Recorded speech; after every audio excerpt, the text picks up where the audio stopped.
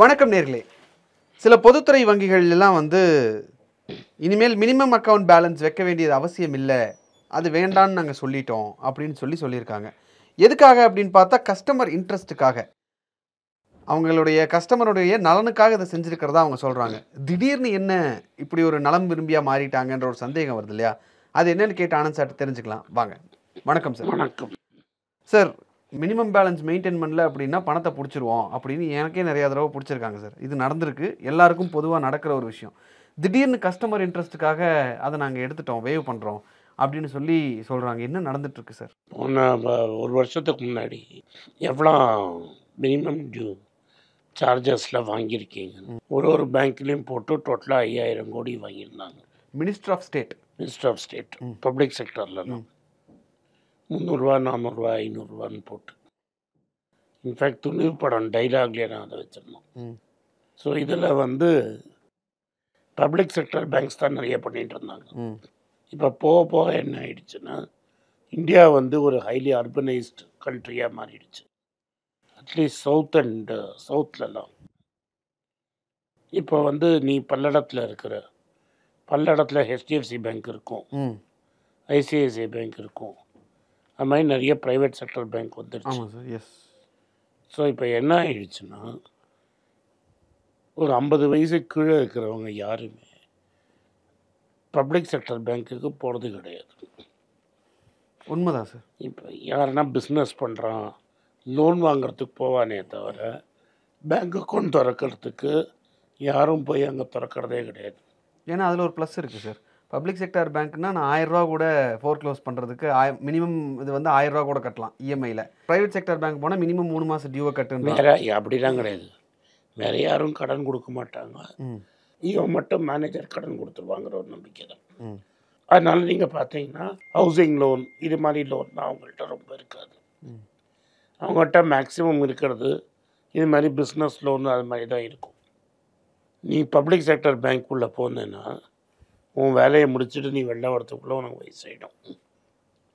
இன்றைக்கி இருக்கிற private sector பேங்க்குக்கு நீ பேங்க்குக்கே போக வேண்டாம். ஆமாம் சார்.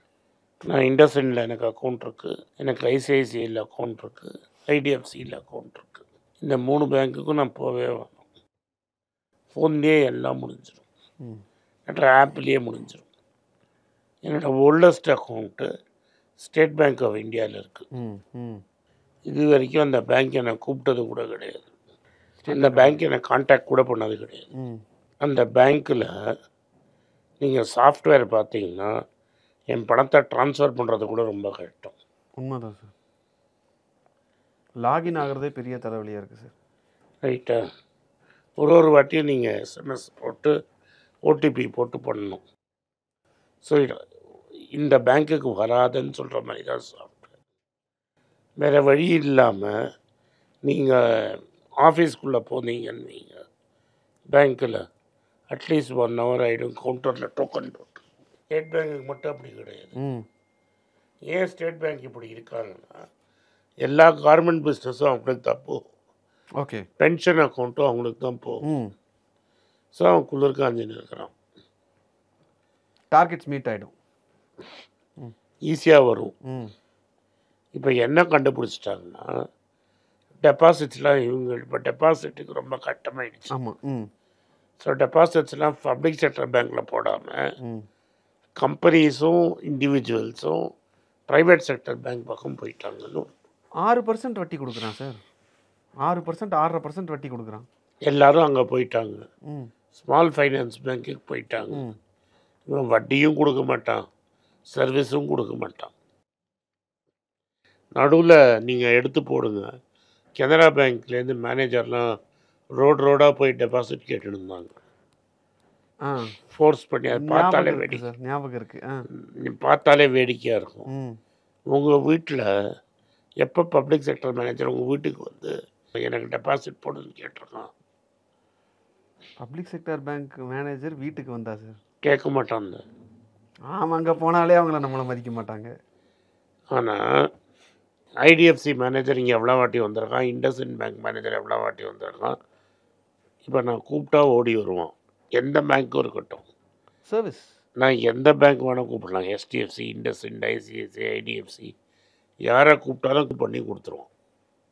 அக்கௌண்ட் ஓப்பன் பண்ணுறது கரெக்ட் சார், யூ ட்ரூ. நம்ம திருப்பூர்லேருந்து எங்கள் அம்மாவுக்கு அக்கௌண்ட் ஓப்பன் பண்ணுறதுக்கு பல்லடத்துக்கு வரட்டுமான்னு கேட்டாங்க. ஆமாம், அங்கேருந்து 17 கிலோமீட்டர் வரும். ஆமாம். Up and down 35 kilometre. நாங்கள் சார் ஆள் அனுப்பட்டுமான்னு கேட்டாங்க. So they are not able to compete. இதனால் பப்ளிக் செக்டர் ஒரு ரிப்போர்ட் வந்திருந்து நீங்களே எடுத்து பார்த்துக்குங்க. பப்ளிக் செக்டரில் டெபாசிட்டே போயிடுச்சு. எஃப்டியும் எவனும் போட மாட்டான், பேங்க் அக்கௌண்ட் வச்சு அக்கௌண்ட்டும் வைக்க மாட்டான். இந்த பென்ஷன் அக்கௌண்ட்லாம் எப்படின்னா காசு போட்டால் 1ஆம் தேதியே எடுத்துருவோம். இப்போ எதை தின்னா பித்தத்தை தெளியும் சுற்றுறதுல இவங்க இந்த ஸ்கீம் அனௌன்ஸ் பண்ணியிருக்காங்க. பட் இதனால் வராது. பப்ளிக் செக்டர் பேங்க்கில் என்ன ப்ராப்ளம்னு நீங்கள் தெரிஞ்சுக்கணுன்னா, ஒன் சைஸ் ஃபிட்ஸ் ஆல். அப்படின்னா என்னென்னா, ப்ரமோஷன் ஹைக்கெல்லாம் பியூரோக்ரஸி, ஒரு ஹெச்ஆர் ஃபங்க்ஷனே ஸ்ட்ராங் கிடையாது இதுலலாம். Okay. So up to scale 3, scale 4 வரைக்கும் டைம் பவுண்டு ப்ரமோஷன். நீ 3 வருஷம் இந்த ஆஃபீஸில் இருக்கணும், 3 வருஷம் இங்கே இருக்கணும், 3 வருஷம். அதுக்கப்புறம் தான் ஸ்கேல் 3 தாண்டின அப்புறம்தான் ஒரு எக்ஸாம் எழுதாமல் only by interview promotion. Okay okay. அதில் எல்லாமே பாலிடிக்ஸ் நடக்கும். அது எப்படின்னா பர்ஃபார்மருக்கும் நான் பர்ஃபார்மருக்கும் ஒரு டிஸ்டிங்ஷனே கிடையாது. இந்த துல்கர் சல்மான் படம் ஒன்று வந்தது சார், லக்கி பாஸ்கரில் வரும். இதே ஒரு சீன் லக்கி பாஸ்கரில் வரும். பர்ஃபார்மர் நான் பர்ஃபார்மருக்கு இதே கிடையாது. அவனுக்கு எவன் ஜால்ரா போடுறானோ அவனுக்கு தான் ப்ரமோஷன். ஸோ ஆக்சுவலி பேங்கிங்கில் என்னென்னா, லோன் கொடுத்து கடனை வசூல் பண்ணுறது தான் வேலை. இது பிரான்ச் மேனேஜர் தான் செய்யணும். பிரான்ச் மேனேஜர் அடியில் இருக்கிறவனும் வேலை செய்ய மாட்டான். மற்ற இந்த புத்திசாலி என்ன பண்ணுவான், ரீஜனல் ஆஃபீஸில் போஸ்டிங் வாங்கிடுவான். அப்படின்னா அவன் ஒன்றுமே பண்ண வேண்டாம், லோனே ப்ராசஸ் பண்ண மாட்டான், அவனுக்கு பேட் டேட்டே வராது. ஆனாலும் அவனுக்கு ப்ரமோஷன் அஷ்யூர்டு. மங்குன்னு பிரான்ச்சில் வேலை செய்யவனுக்கு அவனுக்கு ப்ரமோஷன் கிடைக்காது. அவனை ஊரை விட்டு ஊர் ட்ரான்ஸ்ஃபர் பண்ணிகிட்டே இருப்பாங்க. நீங்கள் சொன்ன அந்த கனரா பேங்க் இது பார்த்தா 82,000 எம்ப்ளாயீஸை வச்சு டெபாசிட்ஸ் மொபிலைஸ் பண்ணியிருக்காங்க. 10 வாரத்தில் 16,000 கோடி ரூபா நாங்கள் கலெக்ட் பண்ணியிருக்கோம் அப்படின்னு. அது ஒரு அமௌண்ட்டா? அது 16,000 கோடி. 82,000 எம்ப்ளாயீஸை வச்சு 16,000 கோடி கலெக்ட் பண்ணியிருக்கோம். ஆமாம், 82,000 எம்ப்ளாயீஸ். ஒரு ஆள் 1 கோடி கலெக்ட் பண்ணியிருந்தா கூட எவ்வளோ ஆயிருக்கும்? 82,000 கோடி ஆயிருக்கும் சார். அப்படின்னா ஆவரேஜாக பார்த்தா எல்லோரும் 10 லட்சம் 5 லட்சம் 10 லட்சம் தான் அவங்க அக்கௌண்ட்டில் வேறு பேங்க் அக்கௌண்ட்டில் வச்சுருக்கிறத எடுத்து இந்த அக்கௌண்ட்டில் போட்டுருப்பாங்க. இல்லாட்டா ஏதாவது ஃபோன் ஃப்ரெண்ட் பண்ணி கொஞ்சம் நாளைக்கு போட்டு விட்டால் எடுத்துக்கிடாது. ஸோ அன்லஸ் நீங்கள் பர்ஃபார்மன்ஸையும் நான் பர்ஃபார்மன்ஸையும் செப்பரேட் பண்ணலைன்னா வராது. இன்க்ரிமெண்ட் ஒன்ஸ் இன் 5 இயர்ஸ் போடுவான். அது எப்படி போடுவான்னா, IBA யூனியன் இருக்கும். இந்த யூனியனும் இந்தியன் பேங்கிங் அசோசியேஷன் ஒன்று இருக்கும். அவங்களோட பேர் பேச்சுவார்த்தை பண்ணி ஒரு அமௌண்ட் டிசைட் பண்ணுவாங்க. அது 2 வருஷம் ஓடும் பேச்சுவார்த்தை. 7வது வருஷம்தான் அது டிசைட் ஆகும். 2 வருஷத்துக்கு பேக் டேட் போட்டு கொடுப்பாங்க. ஸோ இன்றைக்கி பேங்க் மேனேஜராக இருக்கிறவெல்லாம் பாவப்பட்டவன். இதில் டேலண்டடாக இருந்த பேங்க் மேனேஜர்ஸ்லாம் என்ன பண்ணாங்கன்னா, ஏன்னா 96க்கு முன்னாடி எல்லாருமே கவர்மெண்ட் பேங்க் தான். இப்போ அந்த ப்ரைவேட் பேங்க்லாம் திறக்க என்ன பண்ணாங்கன்னா, இனிஷியலி இந்த பப்ளிக் செக்டரில் நல்லா வேலை செய்கிற மேனேஜரு அவனுக்கு 1க்கு 4 சம்பளம் கூப்பிட்டு அங்கே போட்டாங்க. அவன் தான் இந்த பேங்க்கை க்ரோ பண்ணான். இப்போ பப்ளிக் செக்டர் பேங்க் என்ன சொல்லுதுன்னா, நாங்கள் க்ரோ பண்ணணும்னு. நீ க்ரோ பண்ணணுன்னா இந்த பாலிசியை மாற்றணும், பணத்தை டிரான்ஸ்பரண்ட்டாக கொடுக்கணும், ஸ்கீமு எப்போதும் போடணும், வருஷத்துக்கு ஒரு வாட்டினா ஓடி போயிடுவோம். ஓகே. இப்போ திடீர்னு மக்கள் மேலே ஒரு கரிசனம் மக்கள் கரிசனம் தான் கிடையாது. டெபாசிட் வாங்கணும். நான் பேங்க்கில் பணம் வச்சேன்னா நீ மினிமம் டெபாசிட் போடுவேன் அப்படிம்ப.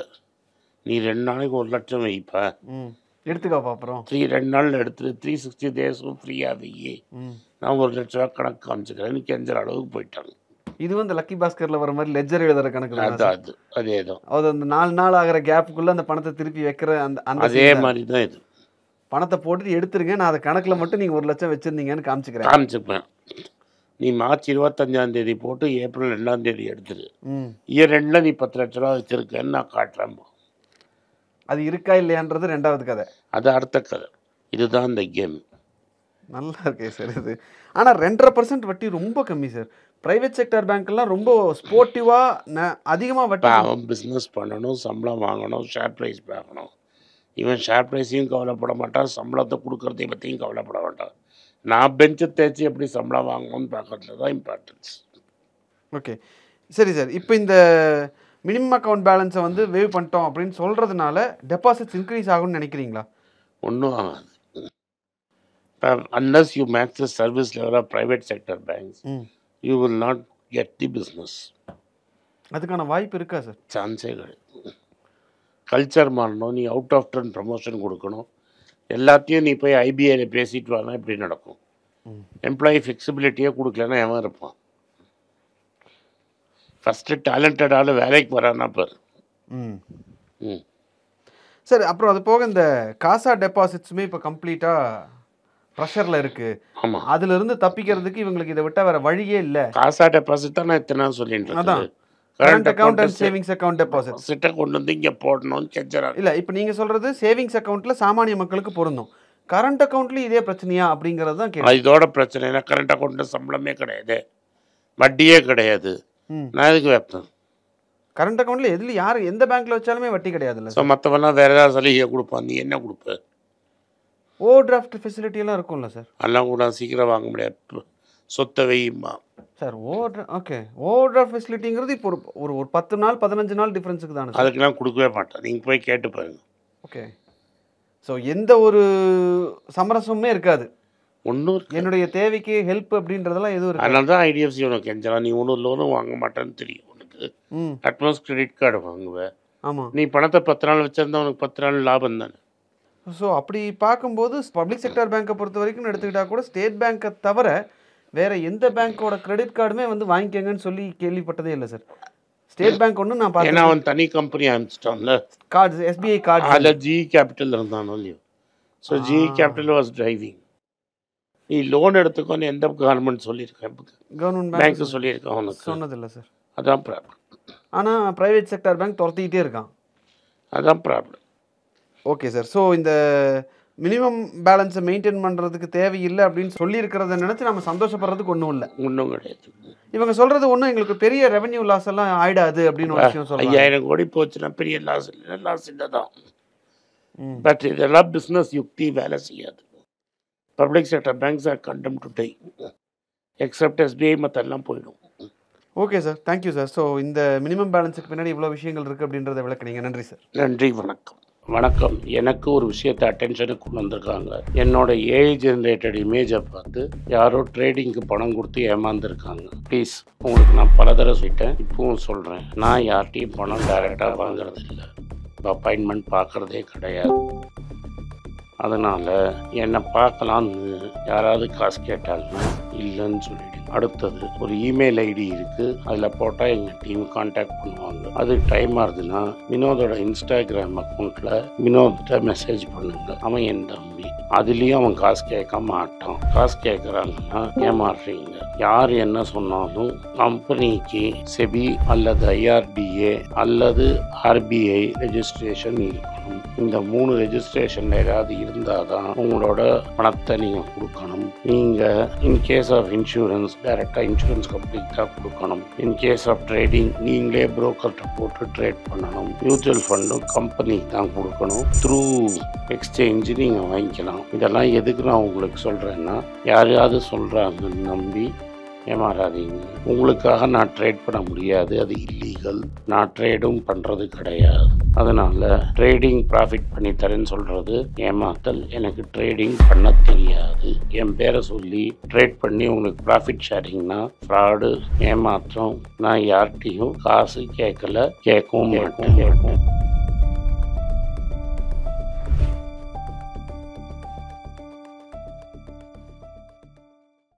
வணக்கம். இது ஆனந்த் ஸ்ரீனிவாசன். இது என்னோட பர்சனல் சேனல். மணி பேச்சுக்கு தனியாக ஒரு சேனல் இருக்குது, அது டெலிகிராஃப் சேனல். இது என்னோட பர்சனல் சேனல். நான் என்ன நினைக்கிறேன், நான் தத்துவ பேச்சை பற்றி என்ன பேசுகிறேன், நான் பொருளாதாரத்தை பற்றி என்ன நினைக்கிறேன், ஜென்ரல் பொருளாதாரத்தை பற்றி நினைக்கிறேன், என் ஐடியாலஜியை பற்றி நான் என்ன நினைக்கிறேன், என்னோடய ஃபிலாசபி, என்னோடய நம்பிக்கை, ரமண மகரிஷி, சார்லி மங்கர் பற்றிலாம் என்ன நினைக்கிறேன்னு இதில் பேசுவேன். இதில் வீடியோ அப்டேட் அப்பப்போ வரும். நீங்கள் சப்ஸ்கிரைப் பண்ணிங்கன்னா என்ன நீங்கள் பர்சனலாக ஃபாலோ பண்ணுறீங்க. இது மணி பேச்சு இல்லை, இது இன்வெஸ்ட்மெண்ட் இல்லை.